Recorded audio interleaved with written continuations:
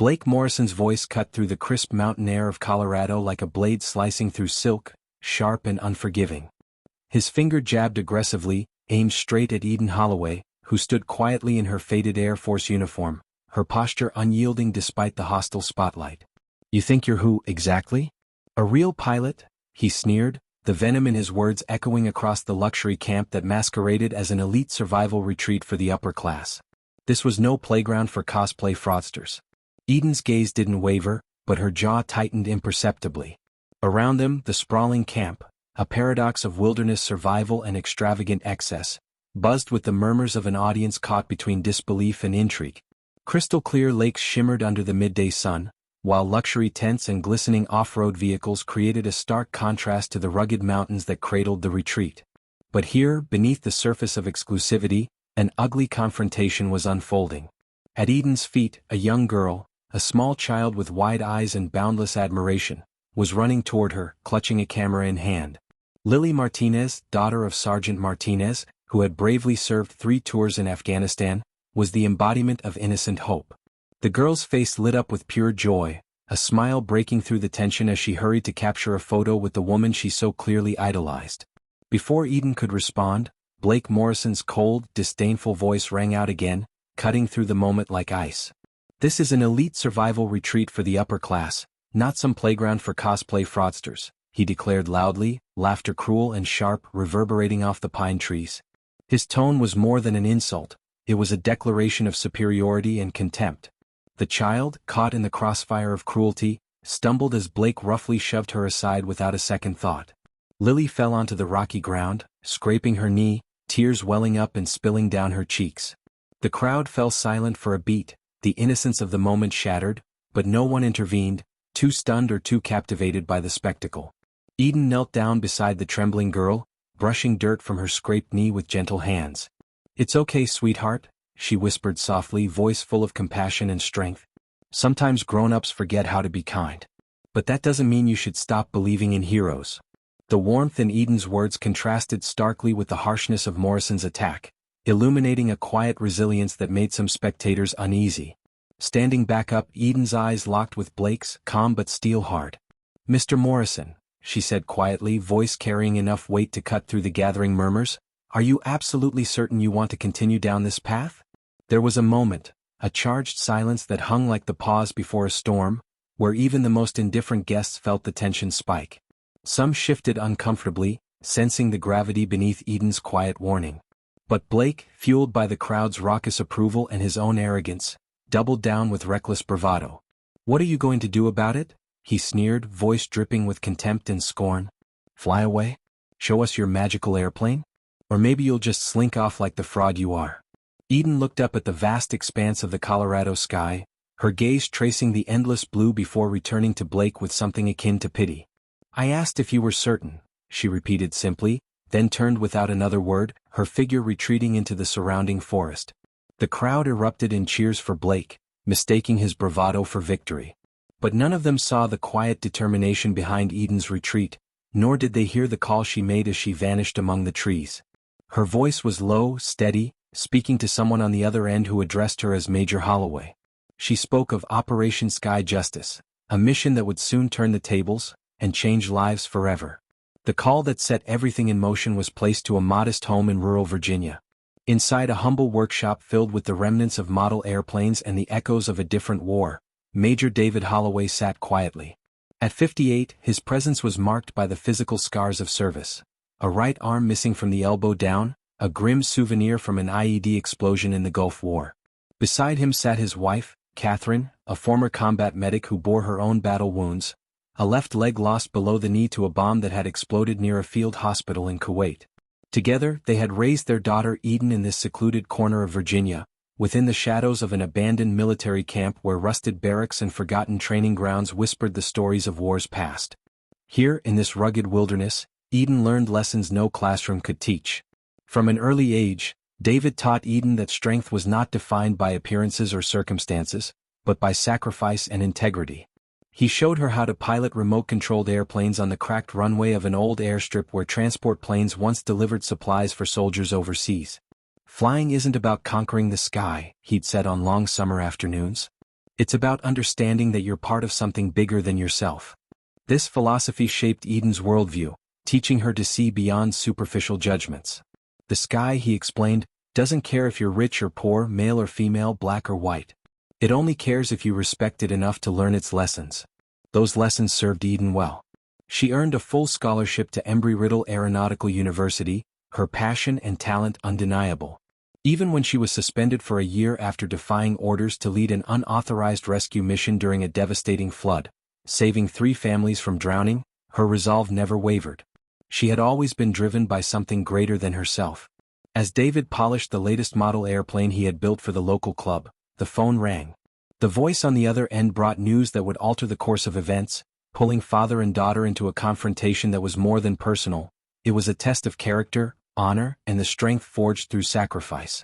David Holloway sat in his workshop surrounded by the comforting clutter of his hobby, a collection of intricately crafted model airplanes resting on shelves and tables, some waiting for paint, others nearly ready for flight. The hobby was more than pastime. It was a thread that kept him tethered to the skies he once commanded, a connection to a part of his life stolen by war. His missing right arm, lost to an IED in the Gulf War, made flying impossible now, but these models allowed him to relive every calculated turn, every graceful dive, every moment of calm and chaos that once defined his life. The phone rang, and when Eden's voice came through, clear and steady despite the miles between them, David instantly recognized the tone she carried. A voice hardened by experience, but still echoing the brave little girl he had raised. "Daddy," she said softly, "I need to tell you about something that happened today." David's hands paused over the latest model plane, his weathered face tightening as she began recounting the events at the Colorado retreat. Her words painted a picture of cruelty and misunderstanding, a scene where honor was questioned by those who had no right to judge. His jaw clenched, the controlled anger of a man who had witnessed injustice all too often stirring within him. Catherine, his wife, sat nearby in her wheelchair, listening intently. The scars she bore, her lost leg a testament to her courage and sacrifice as a combat medic, gave her a deep well of empathy for Eden's struggle. Catherine's mind drifted to her own battles, to the time she had been dismissed or underestimated by colleagues who doubted a woman's capacity to handle the brutal realities of battlefield medicine. When Eden finished, David's voice was quiet but unwavering. "Sweetheart, you've sacrificed your youth, your safety, your peace of mind to protect the freedom of people like Blake Morrison," he said, his words heavy with pride and resolve. "You've earned the right to wear that uniform through blood, sweat, and service. A service most people can't even begin to imagine." Eden could picture him there, in the workshop where he had taught her not just how to fly, but how to be precise, patient, and unyielding when it came to what was right. The weight of his voice carried the love of a father and the pride of a soldier, mingled into a foundation that had shaped her. Catherine took the phone then, her voice gentle but firm as she added, "Honey, sometimes people need to be reminded that there are consequences for treating others with cruelty. Your father and I didn't raise you to be a doormat." Standing alone in the shadowed wilderness of Colorado, Eden looked up at the star-filled sky, a sky that had been her sanctuary and her battlefield for more than a decade. Her thoughts drifted to little Lily's tears, to the countless children who might see the viral video of the retreat and learn the harsh lesson that heroes, even real ones, could be torn down by cruel words and even crueler people. "I've never used my position for personal revenge," she told her parents, her voice carrying the weight of someone who understood deeply the responsibility of wearing the uniform. But even as she spoke, her resolve hardened, forged like steel tempered by fire. "But sometimes honor needs to be defended. Sometimes people need to understand that their actions have consequences."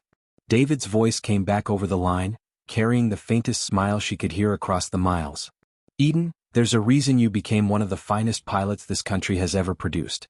It wasn't just your skill or courage, though you have both in abundance. It was because you understand that flying isn't about showing off. It's about service. And sometimes service means teaching people the lessons they need to learn." When Eden ended the call and looked once again up at the stars, she felt the presence of those women who had flown before her. The pioneers, the trailblazers who had faced doubts, challenges, and dismissals similar to her own. Tomorrow she would honor their memory in a way Blake Morrison would never forget. Back in Virginia, after the call ended, the workshop grew quiet. Both David and Catherine sat still, absorbing the weight of the conversation.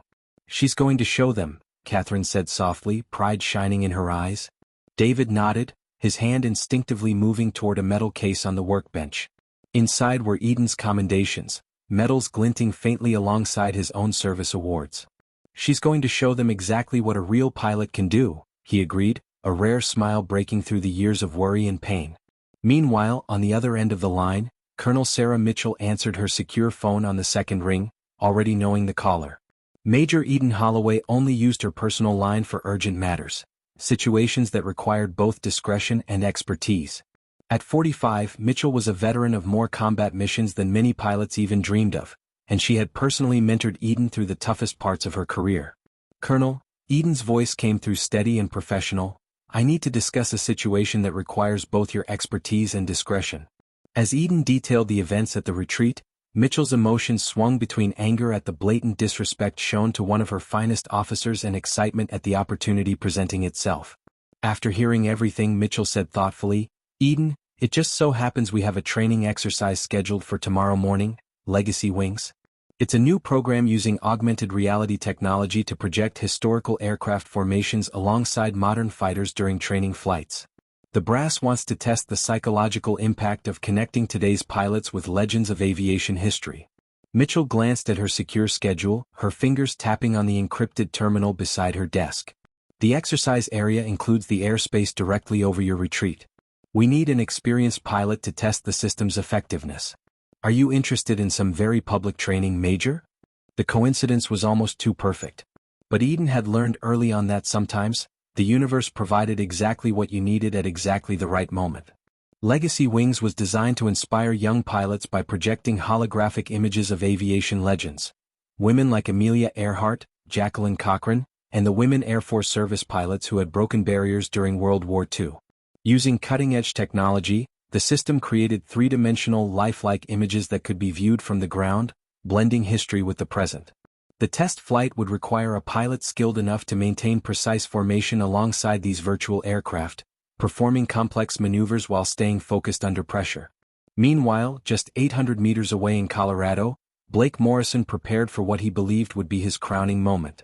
That evening, he had carefully crafted a social media campaign designed to expose Eden as a fraud, complete with fabricated evidence and orchestrated testimonials from paid witnesses. His plan was to hold a press conference the next morning, inviting local media and streaming it live to tens of thousands of followers eager for scandal. Blake had even hired a private investigator to dig into Eden's past, hoping to find dirt or inconsistencies. But the investigators soon discovered military files were heavily protected and difficult to access, and that Eden's record was impeccable. The irony was lost on Blake. His own dreams of flying had been crushed, not by lack of skill or courage, but by his father's insistence he take over the family business. His buried resentment had festered for years, turning into contempt for those who had achieved what he could not. Seeing Eden in her uniform sparked a dark mix of jealousy, anger, and deep insecurity. Destroying her reputation felt like the only way to validate his own life choices. The press conference was scheduled for 10 a.m., timed perfectly to catch the morning news cycle. Blake had prepared slides, documents, mostly fabricated but convincing enough to fool the uninformed. He even arranged for several paid witnesses to testify under oath. What Blake didn't realize was that Eden's military record was not only legitimate but extraordinary. Her commendations spoke of valor, her efficiency reports praised her as exceptional and irreplaceable, and her service included classified missions so sensitive even their existence was hidden behind layers of national security. The investigator tried to warn Blake of the impending disaster. But Blake, drunk on his own arrogance, dismissed the caution as cowardice. He pressed forward, blind to the storm that Eden was already preparing to unleash, one that would not just defend her honor but expose him for the hollow man he truly was. Blake Morrison had spent the previous night in his luxury tent dreaming of vindication. His mind replayed every insult he had hurled at Eden Holloway, convinced that by morning he would have the final word, exposing the fraud who had been dishonoring the military and exploiting the generosity of patriotic Americans. Unbeknownst to him, just 800 meters away, Colonel Sarah Mitchell was coordinating with Peterson Space Force Base to equip Eden with the most advanced fighter jet in the American arsenal, setting the stage for a confrontation that would be remembered long after both returned to their normal lives. It was to be a collision between arrogance and authenticity, a brutal demonstration of the difference between playing at importance and actually serving something greater than oneself. Eden spent her last evening before the demonstration walking alone through the crisp Colorado wilderness, breathing deeply and preparing mentally for what lay ahead. The pine-scented air was cool against her skin, and the fading light painted the mountains in shades of purple and gold. Every step grounded her, a silent meditation to steel her nerves for the test of character looming on the morrow. Meanwhile, Blake rehearsed his press conference before a mirror, the smug confidence of a man convinced he held all the cards shining in his eyes. He had crafted his speech meticulously, practicing every word with the certainty that by noon the next day, his worldview would remain unchallenged. Dawn broke clear and bright over the Colorado Rockies, the sky an endless dome of piercing blue with visibility stretching for miles in every direction. The wind was calm, perfect conditions for precision flying. Before the sun had even risen, Eden was already reviewing weather data, flight patterns, and the technical specs of the augmented reality system that would turn her training flight into something close to a miracle. At Peterson Space Force Base, ground crews made final adjustments to the Rafale fighter aircraft designated for her mission. Its sophisticated electronics package had been modified to project 12 holographic images of legendary female aviators, trailblazers who had reshaped the course of aviation history. Amelia Earhart's Lockheed Vega, Jacqueline Cochran's Mustang, and 10 other pioneers shimmered in digital brilliance, ready to fly alongside Eden in formation. Back at the retreat, Blake woke with the confidence of a man convinced victory was his. He spent an hour reviewing his presentation materials, rehearsing delivery and confirming media attendance for what he promised would be an explosive takedown of military fraud. 800 wealthy retreat participants gathered in the main amphitheater, their phones poised to capture the spectacle. They awaited Blake's performance with hungry anticipation, eager to see the woman who dared challenge their social order publicly humiliated. At exactly 10 a.m., Blake strode onto the makeshift stage, dressed in a custom-tailored suit worth more than many attendees earned in a month. His voice carried the practiced authority of a man accustomed to commanding attention. "Ladies and gentlemen," he began, "I have gathered you here today to expose a dangerous fraud that threatens the very foundations of military honor and charitable giving in America." Behind him, a large screen displayed carefully doctored photographs and fabricated testimonials intended to discredit Eden Holloway. "This woman," Blake gestured toward a photo of Eden in uniform, "has been masquerading as a military pilot for months, possibly years, using stolen valor to exploit veteran families and patriotic organizations." The crowd murmured, phones recording every word as Blake warmed to his theme. "I have documented evidence she purchased her uniform from a surplus store, fabricated service records, and collected donations under false pretenses. Today, I demand a full investigation and criminal charges." What Blake didn't see, focused as he was on his performance in the approving faces, was a tiny speck growing larger in the sky above. The Rafale fighter jet approaching from the south, directly over the retreat, scheduled to arrive precisely at 10:15. As Blake reached the climax of his accusations, a few spectators began glancing skyward, curious about the faint, growing roar of jet engines. The sound was barely audible at first, but it quickly intensified, drawing more eyes upward. "I challenge this so-called pilot," Blake declared with theatrical fury, "to prove her claims here and now. If she's really military, let her show us her aircraft, her skills, her right to wear that uniform." His challenge was met with silence. Then the sky came alive. The Rafale appeared, cutting through the air with the grace and precision only a seasoned pilot could command. As Eden brought the aircraft into formation, 12 holographic projections flickered into view, shimmering ethereal and vivid against the bright blue sky. The legends of aviation history, Amelia Earhart's Vega, Jacqueline Cochran's Mustang, and 10 other trailblazing women, flew alongside her, ghostly yet unmistakable. The crowd fell into reverent silence, eyes wide with awe, as the spectral squadron performed a flawless aerial salute over the amphitheater. The haunting strains of the U.S. Air Force song echoed from speakers mounted on Eden's jet, blending with the roar of engines. Blake's mouth hung open in shock. The woman he had spent the morning mocking was not only flying a military aircraft, but doing so with skill and precision that spoke of thousands of hours of training and combat experience. The formation completed a breathtaking maneuver, and then vanished over the mountains, leaving only the fading echo of engines and the lingering image of legends brought to life. Frozen at the podium, Blake's carefully prepared narrative shattered. His confident facade crumbled in the face of undeniable truth. For 5 long minutes, he stood silent, his performance forgotten, his credibility demolished. Suddenly, applause broke from the back of the crowd, spreading quickly until the entire amphitheater erupted in cheers and admiration for what they had just witnessed. Moments later, a small parachute deployed above the crowd, lowering a military-style container with a solid thump at Blake's feet. The audience leaned forward in fascination as the container opened, revealing official documents, photographs, and military decorations, proof of Major Eden Holloway's true service and sacrifice. Blake approached the container, hands trembling, face pale as he sifted through evidence that exposed the magnitude of his mistake. Among the documents was Eden's official military ID card, complete with photograph, service number, and rank. There were commendations for valor, efficiency reports lauding her exceptional leadership, and photographs of Eden receiving medals from senior military officials, including a stunning image of her awarded by the president. Each piece of evidence further eroded Blake's credibility, painting a picture of a woman who had dedicated her life to service while he had been squandering inherited wealth and chasing shadows. The most damning were records of 847 combat flight hours and 3 separate rescue missions that saved countless civilian lives. A partially declassified classified record detailed covert operations few had ever heard of. Then came the moment that touched every heart present.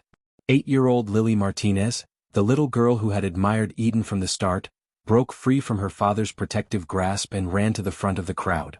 Her face shone with joy and vindication. "I knew you," Lily whispered, her voice clear and proud. "You're my hero." The crowd erupted once again as Eden stepped forward, her calm strength and quiet dignity standing as a testament to the real meaning of honor and sacrifice. Blake Morrison, shattered and humiliated, was left to face the truth he had tried to deny, the truth that genuine service and courage cannot be faked or bought. They were real. 8-year-old Lily Martinez called out to the sky where Eden's aircraft had vanished beyond the mountains. "I told everyone you were a real pilot, but they wouldn't listen to me." Her words carried a weight far greater than any official document. Children, with their clear-eyed honesty, have an instinctive ability to recognize authenticity, something adults often lose beneath layers of cynicism and prejudice. Just then Eden appeared at the edge of the crowd. She had changed out of her flight suit into civilian clothes, but her presence now radiated a quiet authority that made people instinctively step aside. The woman dismissed as a fraud just hours before moved with the assured bearing of someone who had nothing left to prove and everything to be proud of. "Mr. Morrison," Eden said softly as she approached the podium. Her voice was calm but carried clearly over the murmuring crowd. "I am Major Eden Holloway, 23rd Fighter Squadron, United States Air Force. I have served my country for 11 years, including multiple combat deployments and classified missions I cannot discuss in public." She gestured to the documents scattered around Blake's feet. "Everything you need to verify my service is right there. Though I suspect you already realize your accusations were not only wrong but dangerously irresponsible." Blake opened his mouth to speak, to explain or defend himself, but no words came. He had built his entire attack on the assumption that Eden was powerless, a woman who could be bullied and dismissed without consequence. Now, confronted with the reality of who she was and what she had accomplished, he felt smaller than he ever had in his life. The crowd that had cheered his accusations just hours before now looked at him with expressions ranging from disappointment to disgust. "You asked me to prove I could fly," Eden continued, her words measured and precise. "You challenged me to show my aircraft and demonstrate my skills. I hope the demonstration was educational, Mr. Morrison, because it was intended specifically for you." The gentle mockery in her tone cut deeper than any angry outburst could, highlighting the absurdity of Blake's position with surgical precision. At that moment, little Lily ran forward, slipping her small hand into Eden's larger one and looking up at her with undisguised admiration. "Are you going to fly again?" Lily asked eagerly. "Can you show me how to be a pilot like you?" Eden knelt down, her stern expression softening. "Sweetheart," she said gently, "the most important thing about being a pilot isn't the flying. It's understanding that you have a responsibility, to use your skills to help people, to protect those who cannot protect themselves, and to stand up for what's right, even when it's difficult." What was meant to be Blake's moment of triumph had become his reckoning, broadcast live to thousands and shared millions of times across social media within hours. Instead of exposing a fraud, Blake had inadvertently showcased authentic service triumphing over manufactured outrage, substance defeating superficiality in the most dramatic way possible. As Eden walked away from the amphitheater with little Lily skipping beside her, Blake remained frozen among the scattered documents detailing a life dedicated to something greater than personal gain. The crowd slowly dispersed, many stopping to photograph the military records and medals, a stark reminder of the difference between serving and pretending. That very evening, Blake Morrison vanished from social media. His accounts went dark as the video of Eden's aerial demonstration spread like wildfire. Within 24 hours, Sky Justice had been viewed by 50 million people, with comments pouring in from active military personnel, veterans, and civilians, all moved by the display of genuine courage and sacrifice. Blake's social circle, embarrassed by their association, distanced themselves swiftly and silently, people who had never valued loyalty over social status. But while the world celebrated Eden's vindication, Blake faced consequences he'd never known in his privileged life. The board of Winchester Holdings, led by his own father, voted unanimously to remove him from all corporate positions, citing damage to the company's reputation and concerns about his judgment. His trust fund was frozen pending review, and the luxury lifestyle he had taken for granted evaporated overnight. For 3 months, Blake wallowed in self-pity and resentment, convinced he was unfairly punished for what he called a simple mistake. But as his isolation deepened, his perspective began to shift. The private investigator Blake had hired sent him Eden's complete military record, the unclassified parts, and he found himself reading about a woman who had repeatedly risked her life for strangers, who had turned down lucrative private sector offers to keep serving, and who had accomplished more by age 29 than Blake had in his 33 years. The turning point came when Blake discovered several families of female veterans had received anonymous letters of apology. Letters written in his handwriting but sent without his knowledge by the investigator, horrified by the original assignment. The responses were filled with grace and forgiveness from people who had every right to be angry, shaming Blake more profoundly than any punishment could. He began to understand that his attack on Eden wasn't just wrong, it was an assault on every person who had worn the uniform and sacrificed for their country. Over the next 6 months, Blake underwent a quiet transformation. Most people assumed he had simply disappeared in disgrace. He sold his luxury possessions, moved into a modest apartment, and began volunteering with organizations supporting military families and veterans. He read voraciously about military history, focusing especially on women's contributions in aviation and combat.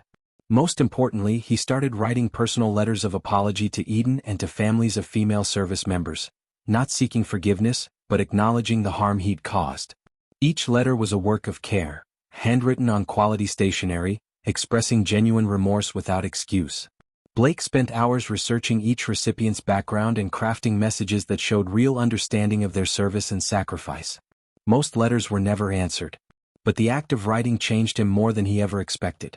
The culmination of Blake's transformation came when he organized a memorial service at the Smithsonian National Air and Space Museum, honoring female aviators who had died in service. He spent months planning the event, coordinating with military officials, veterans organizations, and families of fallen pilots. The ceremony was scheduled on the anniversary of the incident. Blake sent Eden a personal invitation, written on paper he had carefully selected for its significance, not asking for forgiveness, but simply for her presence at an event honoring the women who paved the way for pilots like her. Eden received the invitation skeptically. She suspected Blake was seeking a publicity boost or personal rehabilitation. She ordered General Harrison's intelligence network to investigate Blake's activities over the past 6 months. The report surprised her with its thoroughness and apparent sincerity. Blake had donated nearly his entire inheritance to organizations supporting military families, volunteered extensively, and consistently expressed genuine remorse. Blake Morrison had been working 30 hours a week at veteran service centers and living a genuinely modest lifestyle, a far cry from the excesses of his former privileged existence. The memorial service itself was a masterpiece of planning and execution. Held in the museum's main gallery, surrounded by iconic aircraft representing American aviation history, the event gathered 300 family members of fallen female aviators alongside active duty personnel and retired veterans who had served with the women being honored. Blake spoke briefly, not about himself or his own journey, but about the courage and sacrifice of women who had shattered barriers and paid prices most people could never understand. His words were simple, heartfelt, and wholly focused on honoring others rather than rehabilitating himself. When Eden arrived at the ceremony, she was moved despite her initial reservations by the evident sincerity of the event and the genuine emotion of the participants. Blake noticed her entrance but made no attempt to approach her, instead dedicating his attention to the families and ensuring their needs were met throughout the ceremony. It was only after the formal program ended and most guests had departed that Eden finally approached Blake, ready for the conversation that would determine whether his transformation was genuine or simply an elaborate act designed to restore his reputation. The conversation took place in the museum's quiet corridor, surrounded by the ghosts of aviation history and the weight of everything between them. Blake looked different from the arrogant man who had challenged her 6 months earlier. His expensive clothes were replaced by a simple suit, his cocky demeanor by something resembling genuine humility. "Major Holloway," he said quietly, "I don't expect your forgiveness nor am I asking for it. I organized this ceremony because these women deserve to be honored, and because I needed to do something meaningful with the privilege I was born into." Eden studied his face carefully, using the same analytical skills that had kept her alive in combat to assess whether his change was real or just another performance. "Mr. Morrison," she replied, "actions speak louder than words. Your actions 6 months ago caused real harm to real people.